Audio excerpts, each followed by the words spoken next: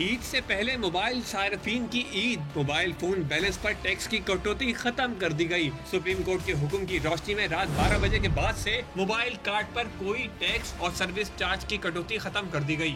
FBR ذرائع کے مطابق 15 روز بعد موبائل کارڈز پر ٹیکس کا نیا میکانزم مرتب کیا جائے گا۔ ذرائع کا کہنا ہے موبائل بیلنس ڈلوانے پر اس وقت صوبے 9.5% جنرل سیلز ٹیکس وصول کر رہے ہیں۔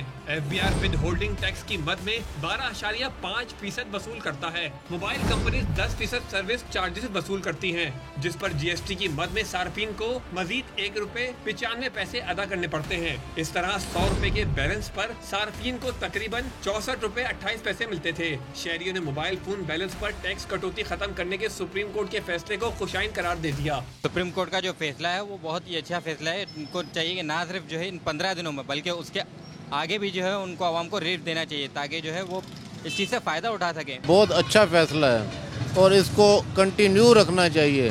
عوام پہلے ہی اس کے بوجھ کے نیچے دبی ہوئی ہے۔ جب یہ ₹100 کے لوڈ پہ ₹35 ₹30 کٹ جاتے تھے تو یہ غریب آدمی کے ساتھ زیادتی ہے، تو یہ بہت اچھا اقدام کیا ہے۔